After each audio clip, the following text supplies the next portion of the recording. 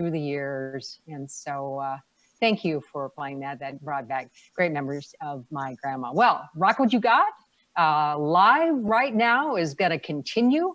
We have some great guests coming up. I'm going to start out with Shell Comerford. She is a Flaming Heart Flower. She's the owner of that.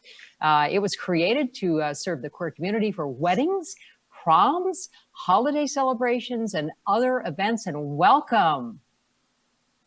Hello. Thank you for having me. It's such a great opportunity to be able to share what we're doing here. I went on online last night. We were able to connect a little bit on Facebook, but I just love all the beautiful flowers that you present on that page. So tell me, how did you get started, and how do you come up with the ideas for what you present? Yeah, thank you for asking. So there's really two parts to my business. So I have been selling flowers since I was a kid. My father and I used to sell flowers for Valentine's Day, Easter, and Mother's Day, doing flower sales. So it's really been in my blood since I was young. And then as I got older, I started doing flowers for my friends' weddings. And that was just so much fun. And I really learned how to do all the boutonnieres and corsages. I've always been an artist, so it's just really bringing that art to the flowers, and something that I really enjoy and bring so much joy to people to have fresh flowers at their events. And then the other part of my business is that we employ LGBT youth. And so I have been a youth worker for many years and worked with underprivileged youth. And what I found is that young people really need to make money to have autonomy on their own lives, and to also have a supportive environment, which is especially true for queer youth who don't always have that support in their own homes.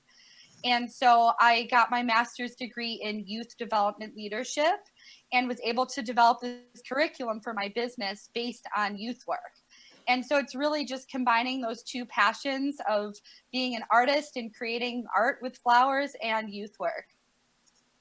Well, that passion really comes through. And I will say, you know, that passion in your art, in just the flowers that you choose, and the fact that you're giving kids really a second chance, and they might not have a great second chance or even a chance to get started, and they can at your place of business. With everybody in place these days, and with what it seems like weddings being canceled or at least going virtually, how are you handling that as a business owner? Yeah, that is a great question. My business very much is based on events, and things are a little bit on hold right now. So that is fine. I'm hoping that, you know, these events aren't canceled, they're just being postponed. And so I'm hoping everyone can just keep me in mind for when we get up and going again. But one thing I have been doing is creating art out of dried flowers. So if you can see behind me, this is a wreath made with dried flowers. And so I'm going to be making more things like that. Another thing I can do is, once we have events again, I will do the flowers for your event. Then I can take them afterwards, dry them, and then create some kind of art piece with the dried flowers. And that's something that, you know, people can have for years to come, and that can remind them of their special event. So question for you, is that something that they could order online, and then would you just be able to ship it to their house if they see something like that?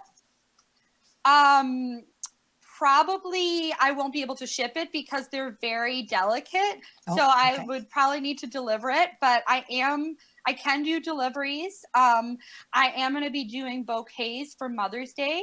And so I'll be delivering in the Twin City area. So that's something, you know, especially if you can't see your mom in person during this time, it's great to get a handmade bouquet that I can deliver. And then I also have handmade cards that I do. And so I can also give a card with that, and you can personalize that. So you can tell me what you want to say to your mom, and I can write that in the card and deliver that with the fresh flowers. Wow, what a fantastic idea. So as things roll online, is there a website or Instagram or Facebook page that people could go not only to see your work, but then to make some orders? Yes, absolutely. My website is flamingheartflowers.com. And then you can also find me on Instagram and Facebook at Flaming Heart Flowers.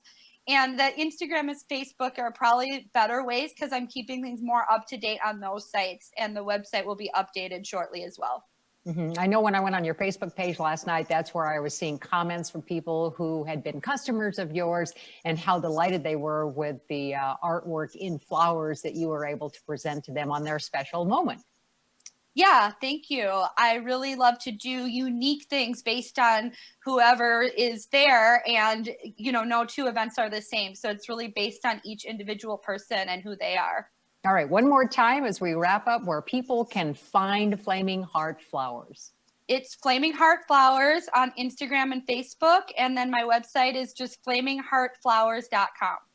Thank you so much for joining us today. Thank you so much. This has been excellent. And so we wish you good health and a great weekend.